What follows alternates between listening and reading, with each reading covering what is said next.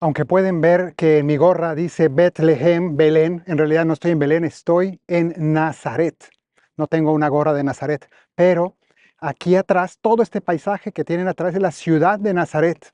Hoy es una ciudad grande, bastante grande, como se puede ver. Al centro está la basílica y luego pues toda la ciudad alrededor. Pero en realidad, originalmente, era una ciudad, en tiempos de Jesús, era no una ciudad, era un pueblo minúsculo, una aldea realmente de muy poquitas casas, algo sumamente pobre, pequeño, primitivo. De hecho, pues en el mismo Evangelio quedó escrito como Natanael dijo aquello de Nazaret puede salir algo bueno, sorprendido de que Jesús fuera de Nazaret o del que le decían que era el Mesías fuera de Nazaret. Era casi increíble. Bueno, pues algo así también va a pasar ahora, pero por los mismos habitantes de Nazaret respecto a Jesús. Hoy se nos cuenta en el Evangelio que Jesús vino a Nazaret de regreso desde Cafarnaúm. Él estaba viviendo en las proximidades del lago, en la orilla del lago, en Cafarnaúm. Ya estuvimos allí hace unos domingos, donde se nos contó pues que él predicaba en la casa de Pedro, él vivía allí, ahí era su ministerio, y su familia había ido allí a buscarlo porque pensaban que estaba desequilibrado, que estaba mal de la cabeza por todas las cosas que estaba predicando y haciendo y diciendo.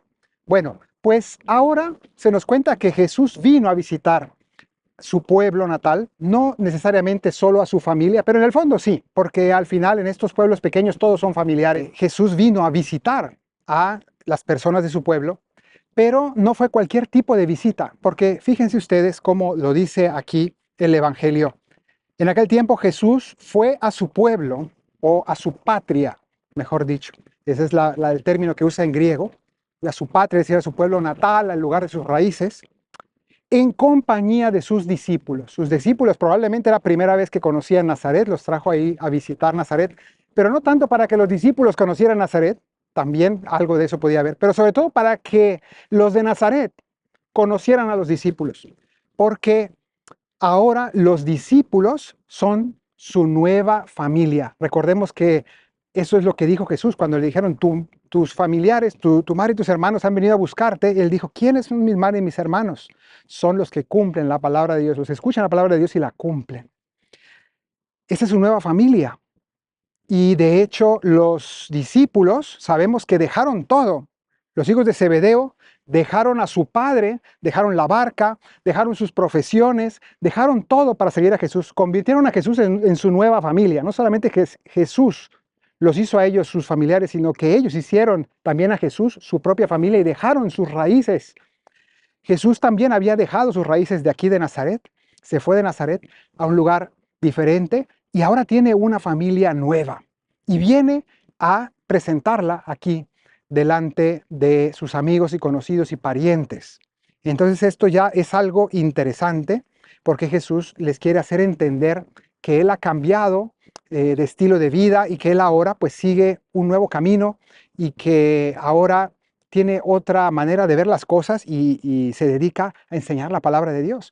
Entonces, estas personas todavía siguen sin entender muy bien lo que hace este Jesús que ellos vieron crecer aquí de una manera sumamente normal y cotidiana, que no le vieron nada especial en cierto sentido, y les extraña mucho que ahora esté sobresaliendo de esta manera y que esté predicando estas cosas tan novedosas, tan distintas.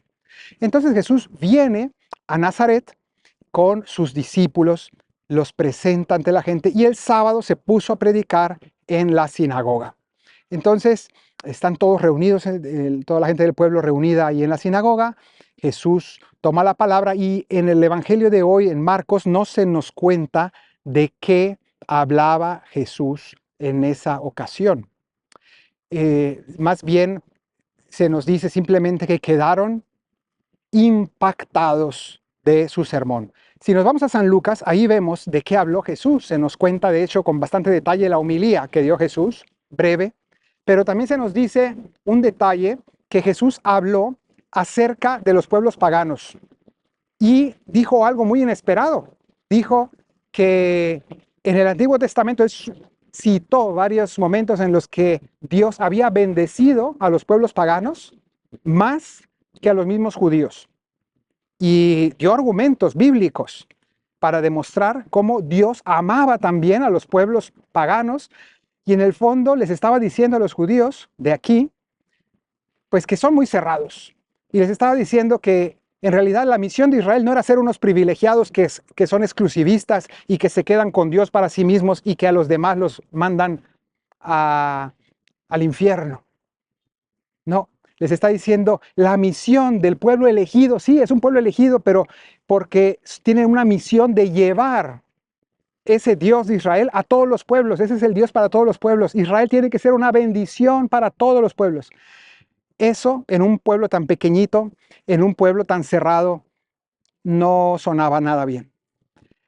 De hecho, podemos intuir que Jesús, uno diría, bueno, ¿por qué se tuvo que ir a predicar al lago de Galilea, a Cafarnaúm y a todos esos enclaves de la zona de allá, cuando pues él era de Nazaret, podía haber hecho su ministerio aquí? Pues ya vemos por qué Jesús decidió más bien alejarse de su pueblo natal, porque dice, este es un lugar muy chiquito. Le quedaba muy pequeño, pero no solo pequeño a nivel, digamos, de extensión geográfica, sino de mentalidad muy cerrada. Un pueblo demasiado conservador, pero en un sentido, digamos, exagerado, ¿no? En el cual la gente de mentalidad muy cerrada. Entonces Jesús aquí, en cierto sentido, pues como que se asfixiaba un poco. Y, y entonces decidió emprender su misión fuera. Y prueba de ello es que cuando vino y dio ese sermón, la reacción inmediata fue violenta, ¿no? En los otros evangelios se nos cuenta que lo trajeron a un precipicio, que de hecho es este donde estoy, ahora les voy a mostrar. Aquí es donde se recuerda, digamos, ese pasaje, independientemente de si haya sido exactamente este precipicio o algún otro, pero este es el más vistoso y es el que tradicionalmente aquí se cuenta, que trajeron a Jesús y lo querían despeñar, ¿no? Lo querían matar, sus mismos conocidos. ¿Y por qué? Aquí se nos va a contar entonces cómo fue la reacción de la gente ante el sermón de Jesús. Dice que cuando lo estaban escuchando quedaron todos asombrados, dice la traducción litúrgica, pero en realidad la palabra más precisa sería impactados. Nosotros diríamos una palabra también, choqueados, ¿no? Que eso no, no es muy buen español, pero al final lo entendemos, ¿no? Quedaron asustados de lo que estaba diciendo. ¿Qué es esto que está diciendo este hombre, ¿no? Quedaron asustados de esa predicación, de esas ideas tan raras para ellos, e incluso políticamente incorrectas, desconocidas, fuera de lo cotidiano, distintas a lo que todo mundo había siempre enseñado. Los sábados en las sinagogas todos los discursos eran como que la gente ya estaba acostumbrada de que siempre era una doctrina que confirmaba a la gente en su manera de pensar, y de repente llega Jesús y les pone en crisis todas sus certezas y sus conceptos. Entonces estaban asustados, impactados, choqueados, y empiezan a decir, ¿de dónde saca todo eso? ¿De dónde saca todo eso? ¿Qué sabiduría es esa que le han enseñado a este? Pues es casi como diciendo, ¿de dónde se le enseñaron? Porque nosotros lo vimos crecer aquí, él era de acá. ¿De dónde? ¿Quién le metió esas ideas en la cabeza? En el fondo es lo que están diciendo. ¿Quién le metió estas ideas en la cabeza? O sea, no es que están impresionados de lo bonito que hablaba, no es que estaban sonrientes en un asombro gustoso, no, estaban asustados, estaban hasta molestos en cierto sentido, y empiezan a decir, ¿de dónde salen esos milagros de sus manos? Entonces, están que no entienden nada, y luego dicen, ¿no es este el carpintero? Entonces aquí lo rebajan, porque la profesión de carpintero era la propia de las personas que no tenían propiedades, no tenían terrenos. Entonces, si tú no podías vivir de las cosechas de tus terrenos, si no tenías una manera de vivir cómodamente, entonces te dedicabas a ganarte la vida, pues, con tus propias manos, trabajando para otros, siendo carpintero, construyendo, ¿no? Entonces, carpintero ya sabemos que significa alguien que se dedicaba simplemente al ramo de la construcción en general, no solo de madera, sino a levantar casas y a hacer todo tipo de obras manuales. Pues están diciendo, si este es uno que no tiene ni propiedades, es de clase muy baja, en el fondo lo que están diciendo al llamarlo así. Después dicen, ¿no es este el hijo de María? Interesante esto, porque en Oriente y entre los judíos siempre la persona es conocida por el nombre de su padre. Siempre el nombre del padre es el importante. Y aquí en cambio lo llaman hijo de María. Y uno puede decir, bueno, tal vez José ya había muerto, pero en realidad, de todas formas, la persona es reconocida por el nombre de su padre. Entonces, al ser llamado como hijo de María, en realidad lo que están haciendo es decir que no era del todo claro quién era su padre, ¿no? Es decir, aquí hay una reminiscencia de lo que Jesús, lo que María había sufrido de críticas cuando se embarazó de Jesús y que a las personas no les salían las cuentas de cuándo se casó y cuándo dio a luz. Entonces, todo este tema de que si era o no era hijo de José, en cierto sentido lo están sacando a colación de algún modo. Entonces, el hijo de María. Y luego sacan los nombres de sus hermanos para decir si este lo conocemos, y de hecho así lo refuerzan después diciendo, sus hermanas no viven aquí con nosotros. Entonces, esto es lo que, lo que están diciendo estas personas, que este es demasiado conocido, no puede ser este uno extraordinario, este es uno de nosotros. Y entonces tratan un poco como que de rebajarlo a su nivel y decir, este no es nadie especial, si este lo vimos crecer, creció igual que nosotros, no puede ser distinto a nosotros. En el fondo, este es el resumen de lo que están tratando de decir. Y aquí está la dificultad. Nosotros normalmente cuando conocemos personas, o mejor dicho, cuando sabemos de personas famosas, ¿no? Un artista, un cantante, un deportista, todas estas personas, incluso personas de las redes sociales que tienen muchos seguidores, en cierto sentido hacemos un mito e idolatramos a estas personas fácilmente. ¿Por qué? Porque son desconocidos, porque en el fondo no sabemos nada de ellos más que lo que vemos en la pantalla, lo que escuchamos de ellos, las noticias que aparecen. Y eso es lo único que sabemos de ellos. Todo el resto, su vida cotidiana, su vida realmente minuciosa, las cosas de todos los días, las desconocemos. Y entonces, todo eso desconocido, en el fondo, ¿qué hacemos? Nos lo imaginamos. Y entonces, al final, nosotros fabricamos un personaje.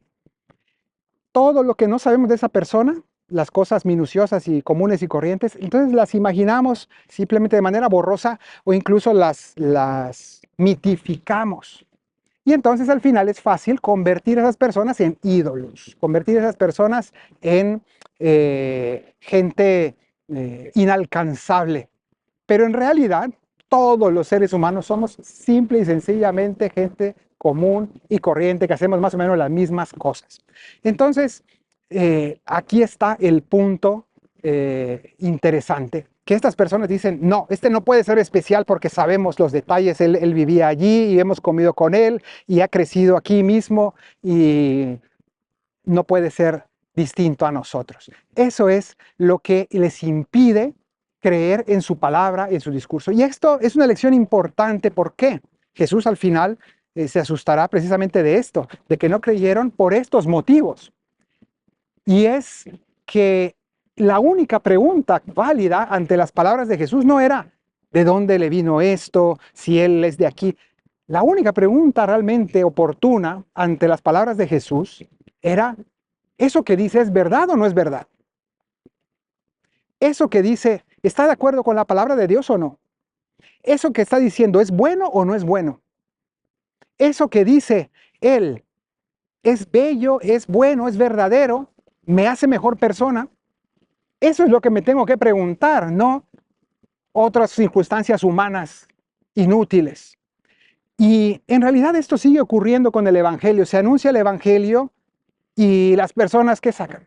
No, es que los curas, es que los escándalos, es que las cruzadas, es que Galileo, es que, y van a sacar un montón de cosas y de la historia, es que los papas del Renacimiento, no sé cuánto, es que, y al final, la única pregunta importante era, ¿eso que te estoy anunciando te hace bien? ¿Eso que estoy anunciando es verdad?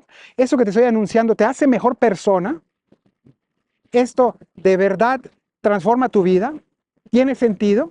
Eso es lo único que había que preguntarse, pero el ser humano se busca pretextos para no creer. Entonces eso ocurrió aquí en Nazaret. Y luego, al final de este evangelio, dice que todo esto que escuchaban les resultaba escandaloso. Les resultaba escandaloso. No aceptaron el mensaje de Jesús. Lo rechazaron. Les resultaba escandaloso. Ojalá que siempre el evangelio nos resulte en cierto sentido escandaloso. No para que lo rechacemos, para que lo aceptemos, pero escandaloso significa que es algo muy incómodo, que parece un obstáculo. De hecho, eso significa la palabra. ¿Y por qué digo que ojalá que nos resulte escandaloso? Porque en la medida en que el evangelio lo escuchemos y no nos asuste, quiere decir que no lo hemos entendido bien. En cualquier etapa, también si tú ya eres un buen católico, incluso yo que ya soy sacerdote, si el evangelio no me incomoda, no me sorprende, no me escandaliza en este sentido de sorprenderme y de sacarme de mi zona de confort, entonces quiere decir que ya lo acomodé, que ya le di una interpretación suave, que ya le encontré una manera de no dejarme incomodar por él. Y entonces ya perdió su sentido, ya perdió su objetivo. Entonces, esto es lo que le pedimos al Señor, que realmente el evangelio nos toque y nos mueva todo. Entonces Jesús dijo, no despreciará a un profeta más que en su tierra, y entre sus parientes y en su casa. Esa fue su conclusión. Y no pudo hacer allí ningún milagro, sino que solo curó a algunos enfermos imponiéndoles las manos.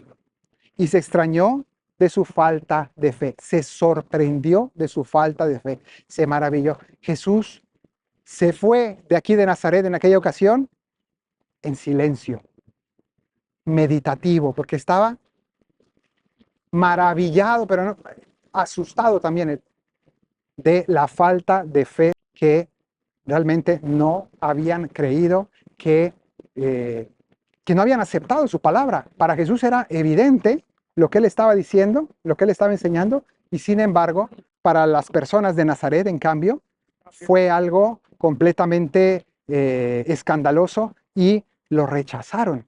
Entonces, así fue como terminó aquello. Pero ¿qué hizo Jesús después de eso? No solamente quedó impactado, para él, pues, si no lo aceptaron, peor para ellos, simplemente pues le dio tristeza, lo sorprendió, pero después dice, y recorría los pueblos de alrededor enseñando. Es decir, si aquí no me aceptaron, en otro lugar me han de aceptar.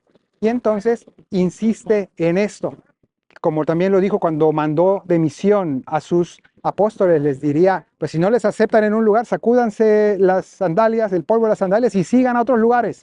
Continúen, no se paren, no se frenen, no se desanimen. Y Jesús no se desanimó. Ánimo, y sigamos nosotros también compartiendo nuestra fe, pero también escuchando la palabra de Jesús, que tiene que incomodarnos a nosotros también. Que el Señor te bendiga desde Sión, el que hizo cielo y tierra, en el nombre del Padre y del Hijo y del Espíritu Santo. Amén.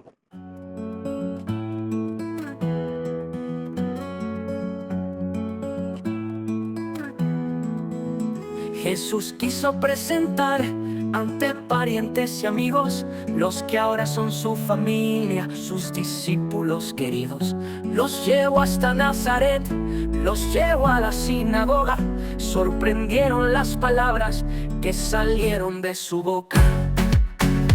¿Y de dónde le ha venido toda esta sabiduría?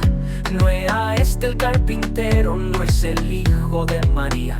Ya nosotros conocemos a su madre y su familia, son personas muy normales que vemos todos los días.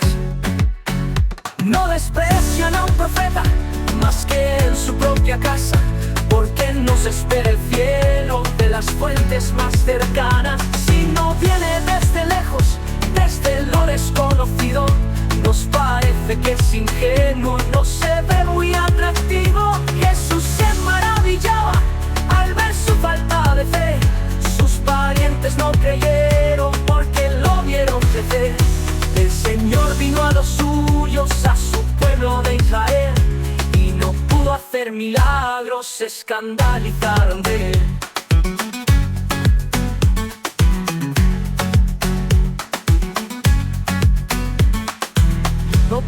ser un profeta si es de aquí de Nazaret? Los milagros que este hace no los podemos creer.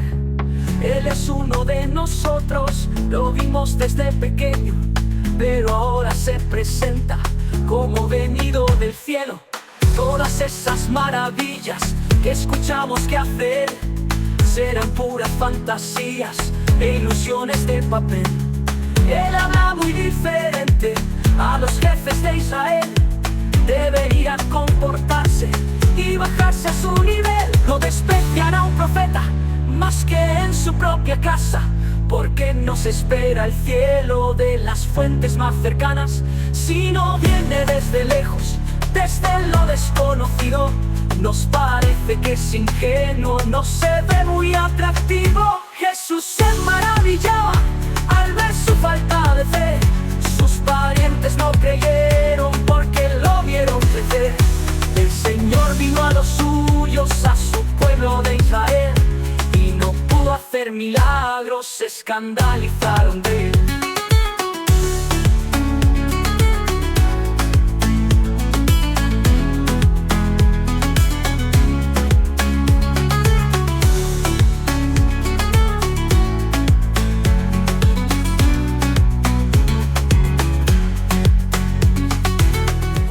Buscan los misterios, yendo hasta el lejano oriente.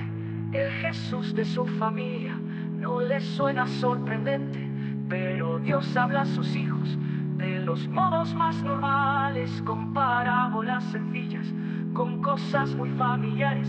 Mas nosotros lo esperamos en lo que es desconocido, lo que viene desde lejos nos parece más divino. No desprecian al profeta más que en su propia casa, porque nos espera el cielo de las fuentes más cercanas. Si no viene desde lejos, desde lo desconocido, nos parece que es ingenuo, no se ve muy atractivo. Jesús se maravillaba al ver su falta de fe. Sus parientes no creyeron porque lo vieron crecer. El Señor vino a los suyos, a su pueblo de Israel, y no pudo hacer milagros, se escandalizaron de Él. Y no pudo hacer milagros, se escandalizaron de Él.